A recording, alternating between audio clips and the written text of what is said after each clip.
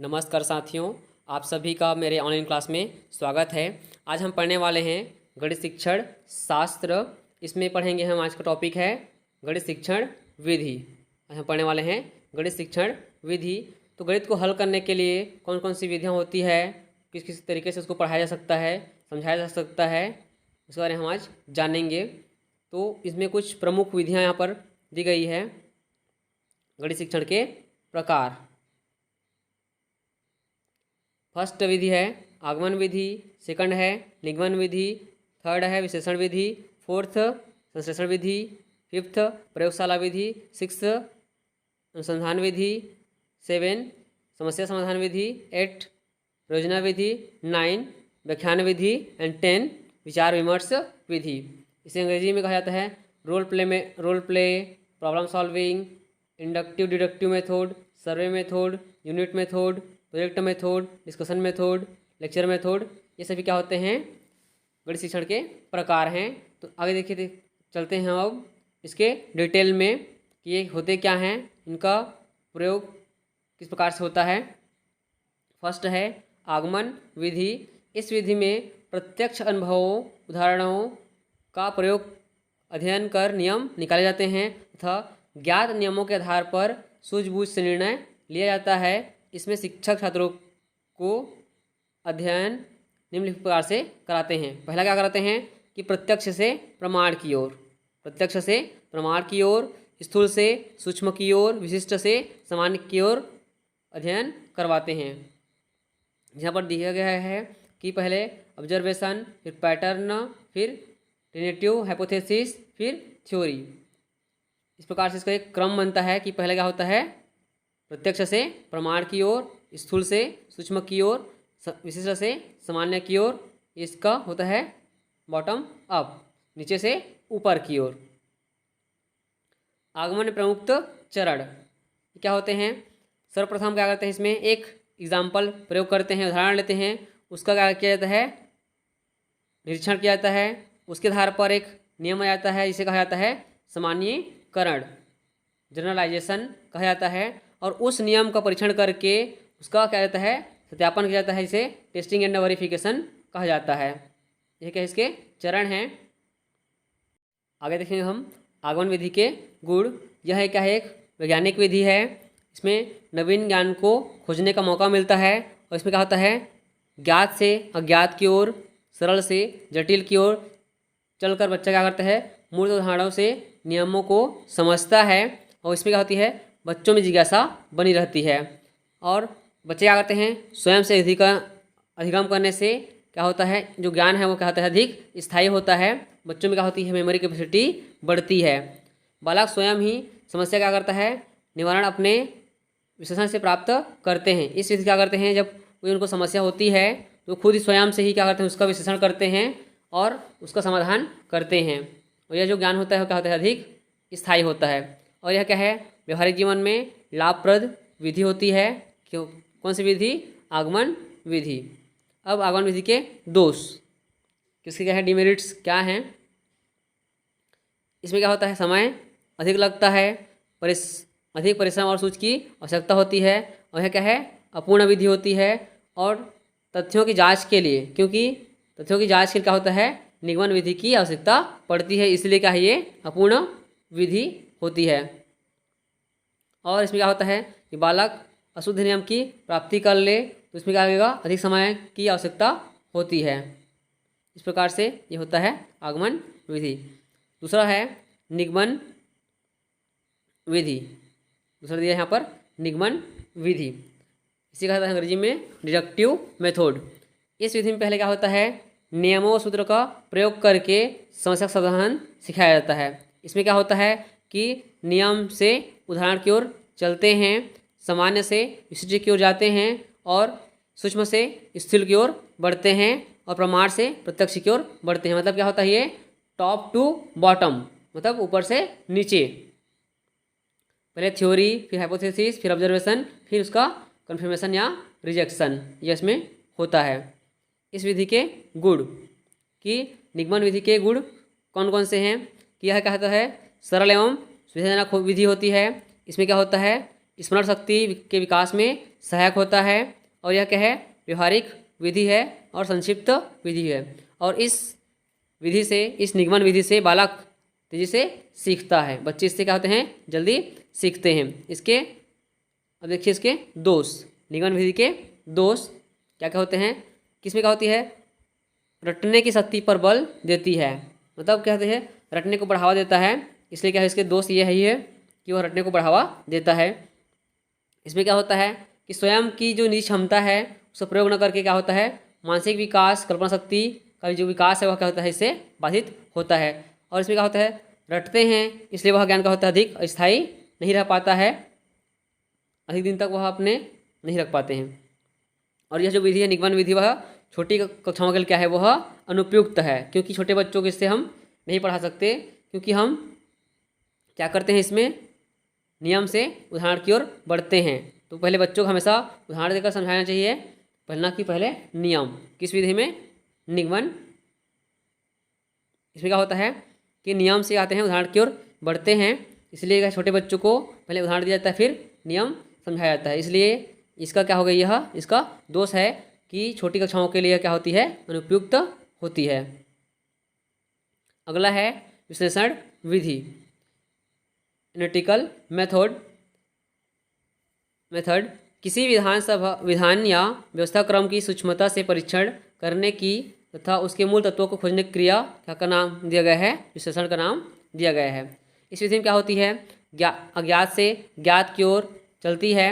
इसमें क्या होता है, इसका प्रयोग हमेशा रेखागणित के प्रमेय, निर्मेय, नियम मतलब को सिद्ध करने में होता है। और इसका प्रयोग आता है पाइथागोरस प्रमेय, जैसे कि कर्ण का वर्ग बराबर आधार का वर्ग और लंब पर बना वर्ग। इसका जो होता है इस विधि से हम ज्ञात करते हैं। विश्लेषण विधि के गुण, यह क्या होती है, एक मनोवैज्ञानिक विधि होती है जिसमें क्या होता है, स्वयं को समस्या का समाधान करता है और उसमें क्या होती है, खोज करने की क्षमता बढ़ती है, जिससे क्या होता है, जो ज्ञान होता है वह अधिक स्थायी होता है। क्योंकि यह क्या है, मनोवैज्ञानिक विधि है, समस्या का समाधान स्वयं करते हैं और खोज क्या करते हैं, खोज की क्षमता विकसित होती है। इससे जो ज्ञान होता है वह क्या होता है, अधिक स्थायी बनता है।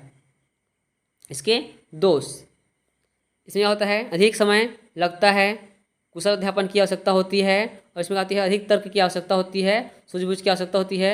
और यह भी क्या होता है, जो विश्लेषण विधि है वह छोटी कक्षाओं के बच्चों के लिए क्या होती है, अनुपयोगी होती है। इसमें देखिए कुछ चरण दिया गया है विश्लेषण विधि के। इससे क्या होता है, जब पहले कोई समस्या होती है उसके बाद उसको प्लान किया जाता है कि कैसे सॉल्व करना है, उससे एकत्रित डाटा कहते हैं, डाटा कैसे कलेक्शन किया जाता है, फिर उसका क्या जाता है, एनालिसिस किया जाता है, उसके बाद उसकी समीक्षा दी जाती है, उसको सॉल्व किया जाता है। अगला है संश्लेषण विधि। इसका अर्थ होता है अनेक को एक करना, मतलब सबको एक करना, कई प्रकार से बटा हुआ है उसको एक करना। इस विधि का प्रयोग करके समस्या का समाधान करने पर बल दिया जाता है। जैसे क्या करते हैं, हिंदी पढ़ाने में पहले वर्णमाला सिखाकर शब्दों का ज्ञान कराया जाता है, जो क्या कर अनेक को एक करना। तत्पश्चात करते हैं वाक्य बनाते हैं, मतलब एक क्रम में पहले वर्णमाला, फिर शब्द का ज्ञान, फिर उससे शब्द से वाक्य। ये होता है संश्लेषण विधि। इसके देखिए गुण, इसके गुण क्या क्या हैं कि यह क्या होती है, ज्ञात से अज्ञात की ओर जाती है, जहाँ ज्ञात नियमों का प्रयोग कर क्या करते हैं, अज्ञात परिणाम की प्राप्ति होती है। जैसे एक वृत्त की त्रिज्या क्या है, 9 सेंटीमीटर है, तो वृत्त का क्षेत्रफल क्या होगा, है ना। यदि एक वृत्त की क्या है त्रिज्या, है ना, जो त्रिज्या है वो कितनी है, 9 सेंटीमीटर है, तो इस वृत्त का क्षेत्रफल क्या होगा, इसे हम ज्ञात करेंगे किस विधि से, संश्लेषण विधि से। और यह जो विधि है क्या है, सरल एवं सुविधाजनक विधि होती है।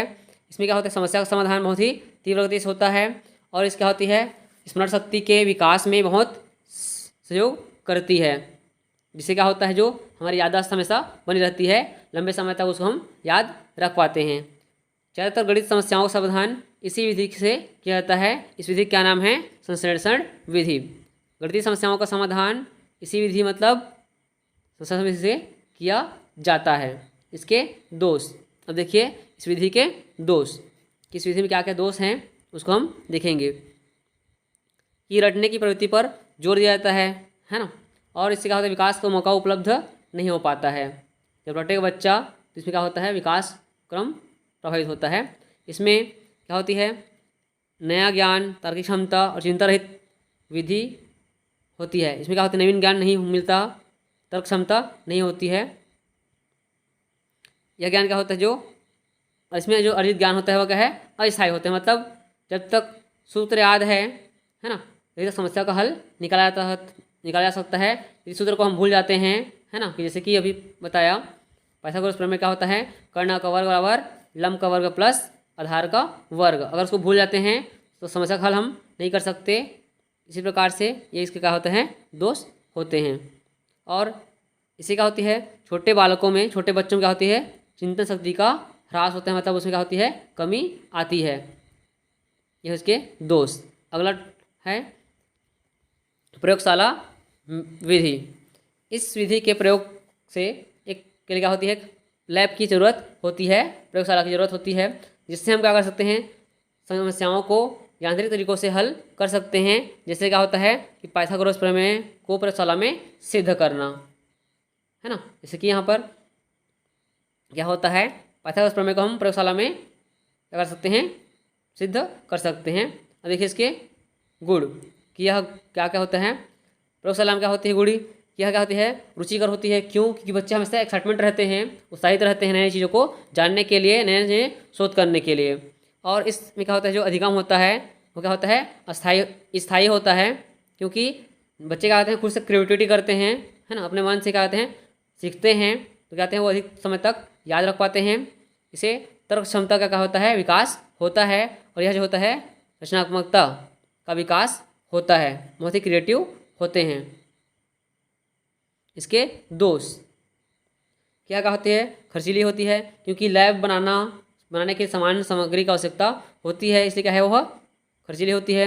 कम संख्या वाली कक्षा के लिए उपयोग में लाई जा सकती है, क्योंकि यहाँ कुछ बच्चे रहेंगे, कम बच्चे रहेंगे, वहाँ लैब में लाकर उनको सिखाया जा सकता है, बताया जा सकता है। लेकिन यदि आपके क्लास में ज़्यादा बच्चे हैं तो वो क्या कर सकते हैं, उनको हम लैब ले जाकर एकदम अच्छे से सिखाया नहीं जा सकता, इसलिए क्या है, उसके दोष है ये। और छोटे उम्र के बच्चों में यह रुचि उत्पन्न नहीं कर सकती, क्योंकि छोटे बच्चों को समझ ही नहीं रहता कि लैब क्या है या उससे हम क्या सीखेंगे। तो उनको क्या करना चाहिए, उनको सिखाना चाहिए। रुचि उत्पन्न करने के लिए उनको खेल विधि ज़्यादातर उनके लिए उपयुक्त होती है, छोटे बच्चों के लिए। अगला है अनुसंधान विधि। इसे कहा जाता है ह्यूरिस्टिक मेथड। और यह क्या होती है कि इसे एक और नाम से दिया जाता है, उसको कहा जाता है खोज विधि भी कहा जाता है। ह्यूरिस्टिक मेथड कहा जाता है, खोज विधि भी कहा जाता है। इसे कहा जाता है खोज विधि। इसे क्या होता है, सूक्ष्मग्राही तथा विवेचक बुद्धि का अवलोकन या विश्लेषण करके नए सिद्धांतों को खोजना ही क्या है, अनुसंधान विधि है। इसीलिए इसको कहा गया है खोज विधि भी कहा जाता है। सिद्धांतों की खोज की जाती है, इसलिए इसको क्या कहता है, खोज विधि भी कहा जाता है। इसमें क्या करता है, कोई भी प्रॉब्लम अगर होती है ना, तो उसका होते हैं कि क्या क्या उसके डिमेरिट्स हैं कि नहीं हैं, इसको देखते हैं। इसमें क्या होता है कि रोज एवरीडे डिसीजंस, कॉम्प्लेक्स डिसीजंस क्या होता है, स्लो मतलब फास्ट का स्लो, अनकॉन्शियस का कॉन्शियस, ऑटोमेटिक का इफोर्टफुल, एरर प्रॉन का रिलायबल, ये क्या होता है, इसमें होता है। और ये जो होता है अनुसंधान विधि, उसे कहा जाता है खोज विधि। इसमें कुछ न कुछ समस्या का समाधान सिद्धांतों के आधार पर किया जाता है, इसमें हो जाता है। इसके बाद है नेक्स्ट प्रॉब्लम सॉल्विंग मेथड, समस्या समाधान विधि। इसमें क्या करता है, किसी भी समस्या का हल प्राप्त करने के लिए क्रमबद्ध तरीके से क्या करता है, सामान्य विधि या तदार्थ विधि का प्रयोग करना पड़ता है। इसके अंतर्गत जीवन में आने वाली नवीन समस्याओं के तरीकों का हल निकालना संभव होता है। और यह किस प्रकार से कार्य करता है, देखो कि जो प्रॉब्लम सॉल्विंग मेथड है उसमें क्या होता है, एक टीम का गठन किया जाता है, या एक टीम का गठन किया जाता है जिसमें अगर कोई ग्रुप में हो रहा है तो क्या करेंगे, पहले टीम का गठन करेंगे, उसके बाद डिस्क्राइब प्रॉब्लम क्या है उसके बारे में जानेंगे, वर्णन करेंगे। उसके बाद उसका क्या करेंगे, कंटेनमेंट की करेंगे, फिर उसकी जो कारण है कि वह प्रॉब्लम क्यों हो रहा है, उसका रूट कारण को जानने की कोशिश करेंगे। उसके बाद उसमें क्या क्या सुधार करने के लिए उसको क्या क्या एक्शन किया जा सकता है उसको निकालेंगे। उसके बाद इम्प्लीमेंट करेक्टिव एक्शंस की जो करेक्टिव एक्शन है, जो क्या क्या कार्य किए जा सकते हैं उसको यहाँ करेंगे, उसको अपनाएंगे। उसके बाद जो चीज़ें क्या होती हैं, एवॉइड रिकरेंस, क्या होती है जो चीज़ें अच्छी नहीं हैं, है ना, इम्प्लीमेंट करने के बाद उसको यहाँ से क्या जाता है, हटाया जाता है। उसके बाद कांग्रेचुलेट टीम, उस समस्या का समाधान यहाँ पर उस टीम के द्वारा निकाला जाता है। यह होता है प्रॉब्लम सॉल्विंग मेथड। 8वां दिया है प्रयोजना विधि, प्रोजेक्ट मेथड। इस विधि में किसी भी समस्या के समाधान के लिए छात्र स्वयं क्या कर सकता है, स्वयं का समस्या का समाधान करने में सक्षम होता है, जो अपनी स्वाभाविक तर्क शक्ति के द्वारा जानकारी प्राप्त करता है और अपने व्यवहार में परिवर्तन करके समस्या का हल खोजता है। इस विधि में समस्या का हल खोजने के लिए प्रयोजनपूर्ण किए गए कार्य किए जाते हैं, क्योंकि बच्चा क्या करता है, उसे एक प्रोजेक्ट दिया जाता है, इसमें बच्चों को कुछ सिखाया जाता है, उसके आधार पर अपने समझ के आधार पर वो अपना काम करता है। और इसके 2 टाइप्स होते हैं, टाइप ऑफ प्रोजेक्ट के 2 टाइप होते हैं। फर्स्ट होता है इंडिविजुअल प्रोजेक्ट, सेकंड होता है ग्रुप प्रोजेक्ट, मतलब व्यक्तिगत और समूह। तो जो व्यक्तिगत होता है वह क्या होता है कि केवल एक बच्चे के लिए, है ना, प्रत्येक बच्चे के लिए क्या जाता है, उसको प्लान किया जाता है। और जो ग्रुप होता है पूरे यूनिट के लिए या एक पूरे क्लास के लिए प्लान तैयार किया जाता है, जो प्रोजेक्ट होता है उसको। इसके क्या है बेसिक प्रिंसिपल भी दिए गए यहाँ पे। ये क्या होता है, लर्निंग बाय डूइंग, करके सीखना, learning by living, children learn better through association cooperation and activity. क्या करते हैं बच्चे कि सहयोग से करके आते हैं और अपने स्वयं से करके सीखते हैं। इसके क्या है साइकोलॉजिकल लॉस ऑफ लर्निंग, इसके लॉ क्या कहें, लॉ ऑफ रीडीनेस की पढ़ाई का नियम। नेक्स्ट है लॉ ऑफ एक्सरसाइज, अभ्यास का नियम। Law of effect, law of effect ये होता है प्रभाव का नियम। इस प्रकार से क्या होता है, प्रयोजना विधि होती है। अगला है व्याख्यान विधि, लेक्चर मेथड। यह क्या होती है, सबसे प्रचलित विधि है, जो पहले से क्या होती है बोलते जा रही। इससे मैं आपको पढ़ा रहा हूँ यहाँ पे, है ना, यदि हम क्लास में पढ़ा रहे हैं बच्चों को, तो हम जो लेक्चर देते हैं, जो हम बात करते हैं, वो क्या होता है लेक्चर मेथड। उसी द्वारा पूरी कक्षा को क्या कहते हैं, एक समूह को समस्या समाधान किससे क्या करते हैं उसको परिचित कराया जाता है। जैसे आप यहाँ पर देख रहे हैं कि एक टीचर यहाँ पर क्या कर रहा है, पढ़ा रहा है, और बाकी जो बच्चे हैं या जो व्यक्ति हैं उनको सुन रहे हैं, समझ रहे हैं। ये होता है लेक्चर मेथड। अगला है विचार विमर्श विधि, डिस्कशन मेथड। इसमें क्या करते हैं, बालक व अध्यापक अपने तर्क द्वारा समस्याओं को एक दूसरे के अनुभव व ज्ञान के आधार पर क्या करते हैं, सुलझाने का प्रयास करते हैं। इसमें क्या होता है, इसका एक और नाम हो सकता है ग्रुप डिस्कशन। इसका एक और नाम हम दे सकते हैं ग्रुप डिस्कशन। क्या करते हैं, समूह चर्चा। इसमें क्या होती है कि यदि हम एक दूसरे का ज्ञान को क्या करते हैं, साझा करते हैं, तो जो समस्याएं मुझे आ रही हैं वो क्या हो सकता है, सामने वाले के पास उसका समाधान हो। तो क्या करते हैं, यदि हम ग्रुप स्टडी करते हैं तो इससे क्या होता है कि समस्याओं का समाधान जल्दी हो जाता है। इस प्रकार से दोस्तों यह जो गणित शिक्षण विधि है यहीं पर कंप्लीट होता है। Thank you, have a nice day. मेरे चैनल को सब्सक्राइब कर दीजिएगा और दूसरे बच्चों तक शेयर कर दीजिएगा।